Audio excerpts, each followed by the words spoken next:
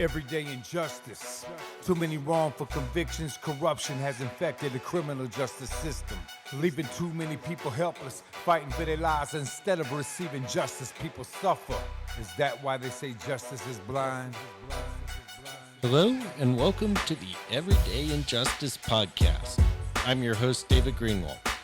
For the past 10 years, we've operated Vanguard Court Watches in California, including San Francisco, Sacramento, and Yolo counties. Our goal? Expose everyday court injustices, and now, more broadly, shine a spotlight on injustices in the entire criminal justice system, in the form of wrongful convictions, police and prosecutorial misconduct, and mass incarceration. This podcast hopes to take it a step further and highlight criminal justice reform on a national level. Everyday injustice.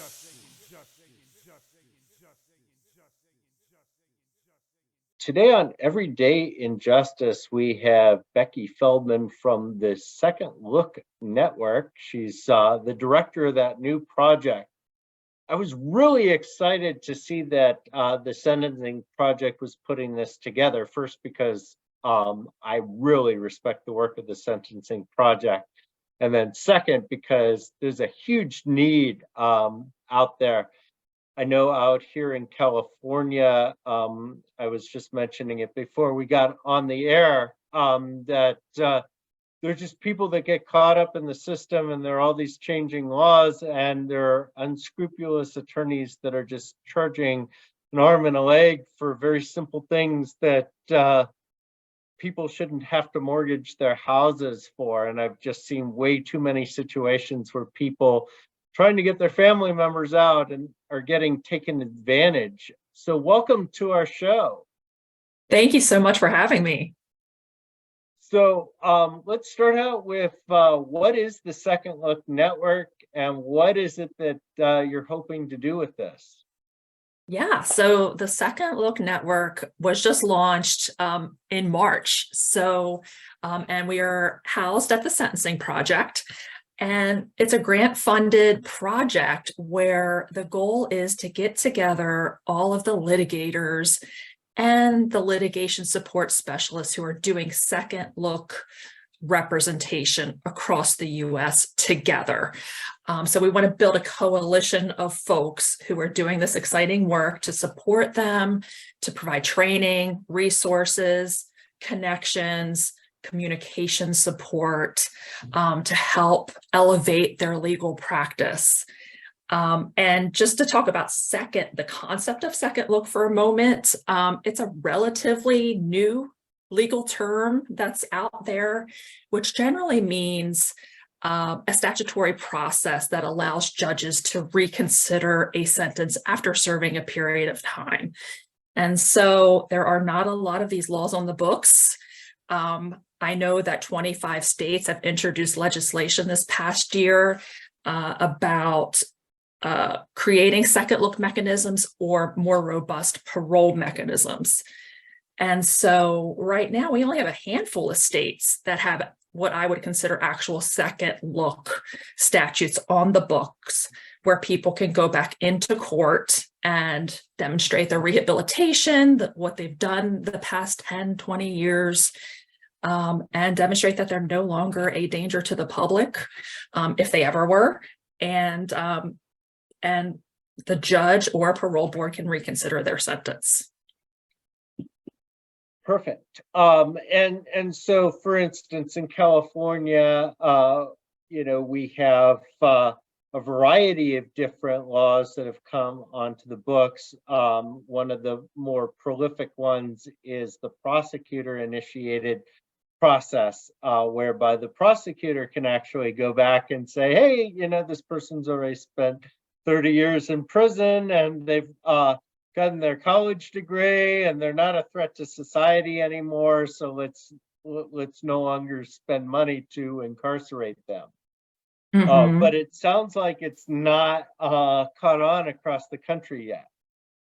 Oh, I think there's only 5 states that have the prosecutor-initiated resentencing laws in place. I I've been reading up on how it's going in these various states, and I think California is the one taking it most seriously when the governor provides a large amount of funding to do pilot projects around this concept of prosecutors looking back at these sentences and deciding, whether they could support a release or a reduced sentence in cases. I think it's a very important mechanism that I hope other states spread it and enact it in their localities. But right now, I think California is the one state who is really dedicating resources to this concept that prosecutors themselves should look back at these sentences. Yeah, and we even have, kind of traditional law and order type prosecutors that have kind of bought into the system, that they're like, you know what, we don't need to keep these people in prison indefinitely, well past the point at which they're a threat to society. Yeah, I agree. And I think states are looking at their prison populations and their geriatric prison populations and thinking, okay, well, what can we do about this? And so I'm glad to hear that the more conservative prosecutors, the law and order folks are seriously considering this. And I think that they should. I don't think it was or is a classic role of the prosecutor to go back after 20 years and, make the decisions that traditionally are with a parole board. But I think, as we've all learned, and no disrespect to people in the parole boards, I think they're doing really hard jobs, but it's just inadequate. The prisons are full. The parole processes are usually very discretionary. And so we need other opportunities for folks who are incarcerated to demonstrate their rehabilitation, whether it's to a prosecutor's office or to a judge or to a parole board. And in fairness to parole boards, even though, I have my share of criticisms of them, in some of these cases, these folks aren't even eligible for parole for quite a few years. And so this can actually speed up their eligibility, or it can get them out. So there's a lot of things that they can do now. Yeah, and there are 16 states that don't even have parole. So what are the other options for second chances and redemption? So that's where these newer laws and efforts can fill that need. And I did want to do a little background here. Can you talk a bit about the work of the Sentencing Project? We've had some of your colleagues on actually in recent weeks, but I'm really familiar with your work, but a lot of people aren't. Yeah, so the Sentencing Project has been around for several decades now, and it is a research and advocacy nonprofit focusing on mass incarceration, racial disparities, and voting rights. So I've only been with the Sentencing Project for 3 months now. I was brought on specifically for this second look project. But yeah, they're amazing. They're researchers and advocates in the legislatures, and just being a resource for people about statistics and what's really going on in terms of incarceration. And can you share a little bit about your background and how you got to this place? Yeah, well, it's been a long road. So I'm a Maryland attorney. I have been and it's specifically a post-conviction attorney. So I started my first job out of law school, other than being a judicial law clerk for a few years, was at the Public Defender's Post-Conviction Division in Maryland. And so for about 15 years, I had various roles there, but my focus was on post-conviction, modification of sentence, and parole of people who are incarcerated. And even more specifically, my focus was on the geriatric inmate population. So that is where I've spent the majority of my career. And then the last 2 years, I was hired at the Baltimore City State's Attorney's Office to create their new sentencing review unit, which is very similar to a prosecutor-initiated resentencing concept, although we don't have that law in Maryland, at least not yet. And so I reviewed cases of folks who had been incarcerated for at least 20 years if they were a juvenile at the time of the crime, or 25 years if they were now a geriatric incarcerated person, so that was 60 years or older, and just reviewed their files, reviewed the cases, reached out to the victims, just a lot of work, a lot of background work, and made a recommendation to the state's attorney whether we could support a reduced sentence or not.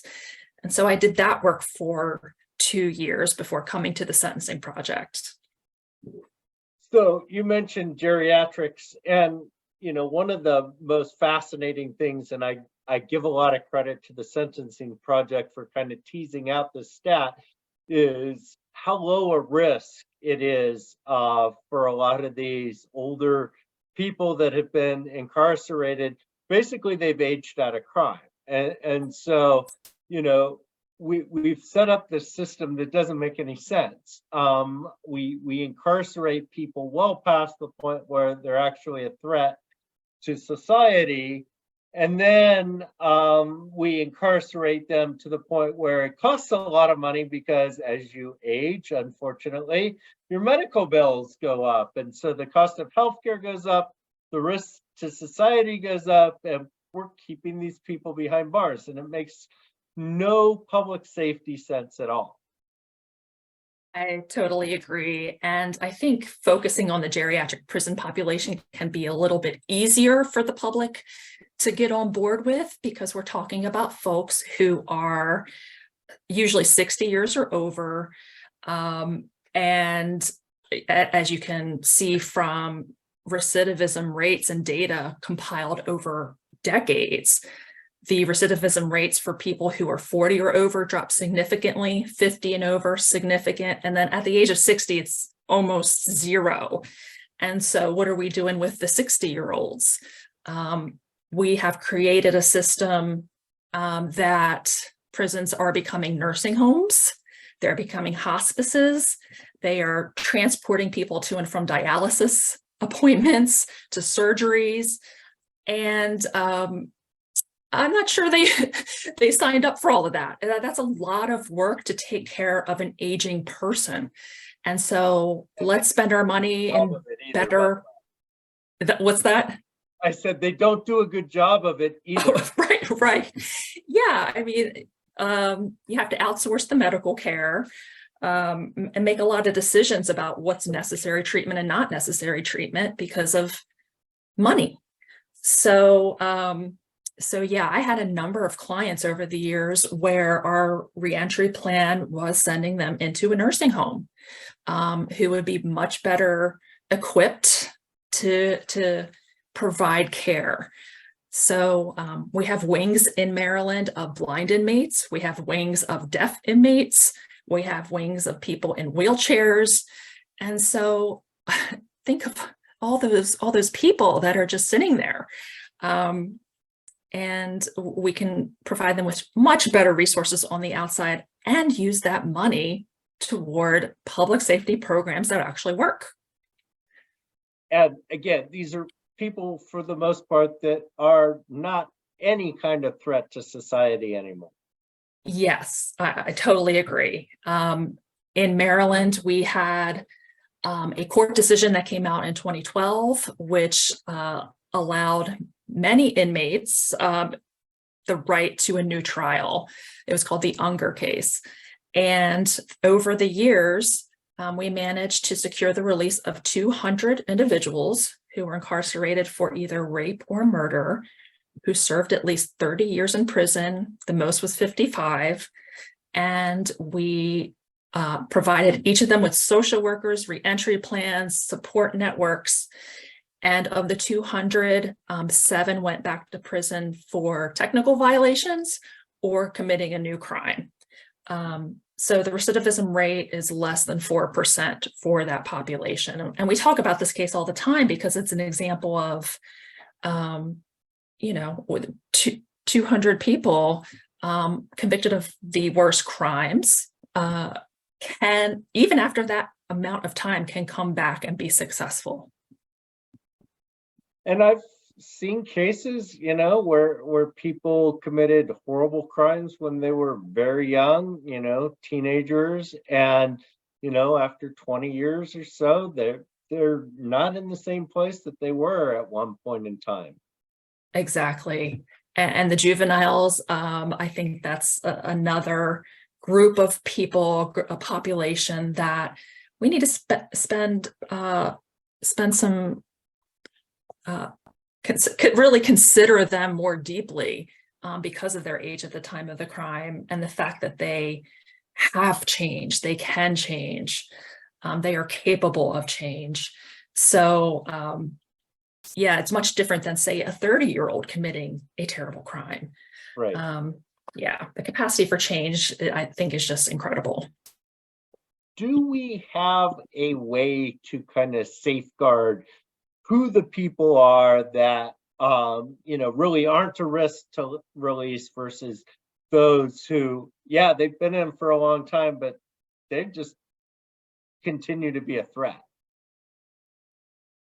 Yeah, I haven't seen that many people that fall in the latter category that you said. I've been representing people convicted of rape or murder, for the majority of my career. And I have yet to meet that person where I thought, ooh, I hope he doesn't get out. Like, we should all be worried. I have yet to meet that person. So, I'm sure that there are people out there like that, but I think that is the rare exception, not the rule. Which I think is an important point, because I think people kind of pigeonhole people that commit horrible crimes and assume they're always going to be a threat. And maybe you look at a Charles Manson as kind of, that example, like, oh, okay, yeah, no, that guy I don't want out. But exactly. But that's really, really rare, right? That's really rare. And the parole board knows the Charles Mansons, right? There might be one in every state, but that's not the thousands and thousands and thousands of people in prison. The 2 million people in prison, actually. Right. So, and usually, like I said, we know who they are, and even the people around them know who they are. They're like, that guy's crazy. So they're not hard to identify and to be concerned about. So, going back to the program you guys are putting together, how is this going to be created, and who is going to be able to join, at least on the attorney side? Yes, so it is open to attorneys and what I call litigation support specialists. So people who are part of your defense team, like you may have your social workers, your paralegals, your reentry specialists. So anyone in that category. And you have to be a member of a host organization, we call it. So you're a public defender, you work for a nonprofit, you work for a university clinic, or you work for a law firm that does pro bono work. So we're looking for folks who do this work for free or pro bono. Yeah, that's the main criteria. And so there's a quick application process. It's all online. And if you're approved, we are going to bring everybody onto a single platform called HiveBright, where that is where we will share stories, news articles, reports, we'll offer training. That is the space where we will live and communicate and collaborate. So that's really important, because I think there are a lot of attorneys out there that would like to do this that don't have the expertise. So having the support and the training is really important, because, except in the rackets, there's no money in this. Right. Yeah. And we're hoping to even inspire attorneys to this work, because it is so needed. And, people need very good representation, and we want to show them, like, here are some ideas to do that. Here's what a mitigation presentation should look like. Here's the experts you should hire if you are capable of doing that. And here's the law about recidivism, and here's the stats about juvenile brain development, so providing all of those resources and support is important to elevate the practice and to inspire others to come to this work. And also we're hoping to do some creative litigation. There's states that don't have these second look laws, that don't have parole. So what are we going to do there? I think there are opportunities for litigation to create those opportunities. So that's another thing we'll be talking about on the network. Are you guys looking possibly to be on the lobbying side to try to support legislation for second look laws and things like that? So the Sentencing Project does that work already. We support a lot of state efforts who are looking to create second look opportunities. This network is more litigation focused, however, but that doesn't mean we can't connect them with legislative policy efforts going on in their communities or their state. And we are partnered with FAM, who is also doing the legislative advocacy piece for Second Look. And so we'll connect the dots, we'll connect the folks for that work. But this network is not for people looking to do legislative advocacy per se, although it is often a part of your legal advocacy. So, when I saw the announcement from the Sentencing Project about this, I shot, some screenshots to some of the incarcerated folks I know that have been looking for help. And they're like, well, how do we get access to this? So I don't know, is that set up yet? Have you guys figured that out? How that's going to work? That is not set up yet. And I say yet because I hope to be able to do that in the future. We are already getting all kinds of inquiries from moms and grandmas saying, my son's been in prison for 20 years, 30 years. How can he get into this program? And this isn't a program of direct representation, but I do hope to be able to expand it so that we can provide referrals for folks who contact us, and I can say, I know a group, I know an attorney, I know a clinic that can help you or can direct you. So I hope to get to that place in the near future. Yeah, and that's a big need because, I know you mentioned to me that, they should contact their public defender's office, and, it's kind of, and I'm sure it's the same way there. It's kind of hit and miss. Like they're public defenders' offices that have their own resentencing groups and all sorts of projects and funding. And I know in California, there's even some grant funding that's gone for representation, but there are other public defenders' offices that just aren't set up. And so people are SOL. Yes. At this point. I agree. And, the public defender's offices look different in every county and every state. And in Maryland, we were lucky. We had a statewide public defender system, and we had a post-conviction division. Most other places don't have that, and it's really unfortunate. So I think I was talking to a public defender, I think it was Tennessee, who said, even if we tried to do a resentencing, like a second look type resentencing, the judge wouldn't allow us because it's not in our statute. So there are some hurdles there, and legal and otherwise, and financial and resource hurdles. So you're right. There are some public defenders' offices, probably many, who just cannot take on this work.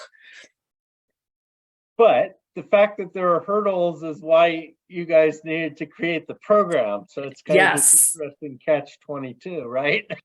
Yes. So that means, okay, well, then we'll start engaging with clinics. We'll start engaging with pro bono attorneys, nonprofits, and we'll figure out ways to get representation, good representation in the various places. So what are your needs at this point? Well, we just launched the network in March, and so we're bringing on people to the platform hopefully this week and next week. I would say our needs are, if there's anyone listening to this who provides training in a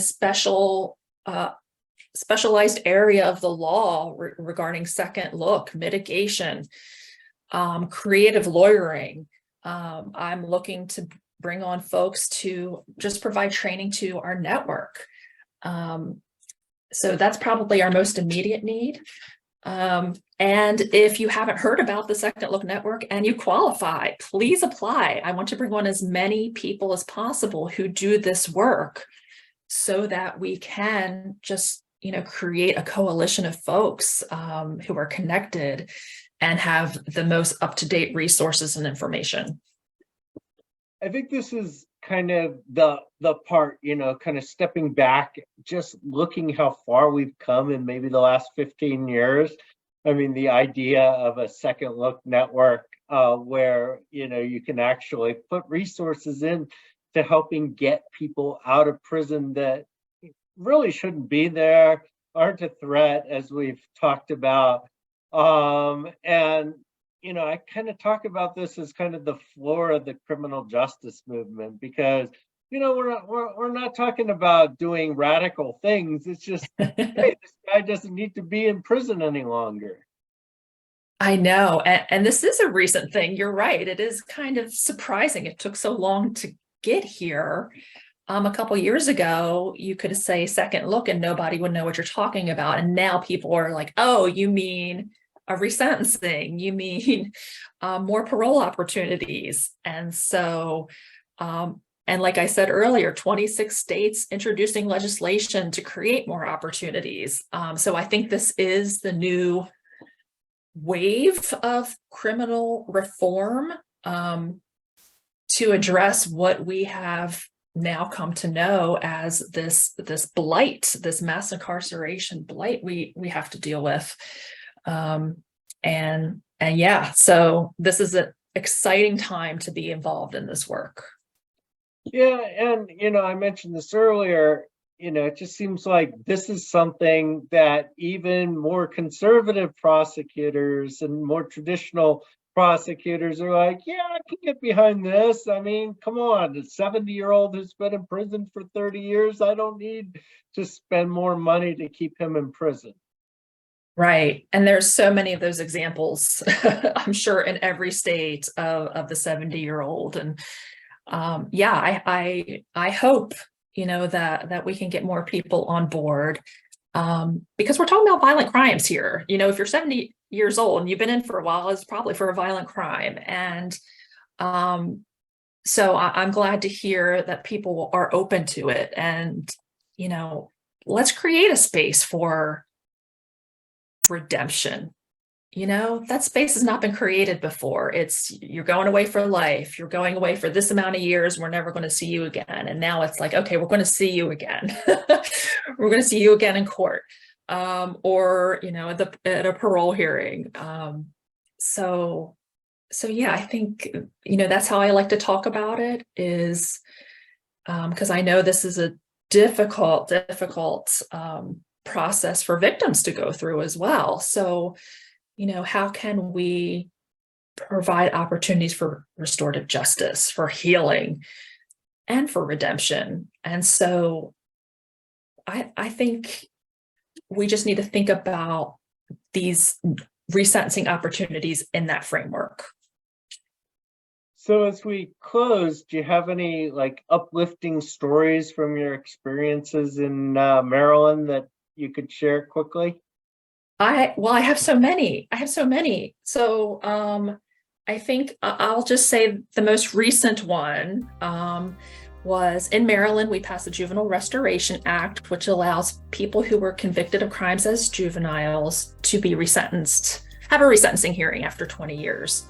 And so that's happening now in the state of Maryland. And one person in particular, although there's a lot of great stories coming out of this, was convicted at the age of 15, killed 2 people. It was a drug situation. And he came out after, I think it was about 35 years, and he hit the ground running. He's already in the schools talking to students so that they don't follow his path. He is testifying in our state capitol on criminal justice reform issues. I see him everywhere, and he feels that it is his job. This is how he will serve his victims, is to be a force of good and change. And he wants to make Baltimore safer by telling his story. So that's my favorite. That's my latest favorite story, but there are so many just like that. Where can people get more information about the Second Look Network? Google the Sentencing Project, and it's right on our landing page that we just launched the Second Look Network. So you just click on that and we have all kinds of information right there. Great. Well, it's been great talking with you. I'm really excited to see how this develops. I know a lot of people are waiting to get in on this on the incarcerated person side. So thanks for joining us today. Thank you. This has been Everyday in Justice. I'm your host, David Greenwald. Join us again next time for more tales from the injustice system. Thank you to George Powell and Norman Mousequake Barrett for the use of our opening, Everyday in Justice. You can see more of George's music at www.justiceforgeorgepowell.com. That's Justice for George Powell, all one word, .com.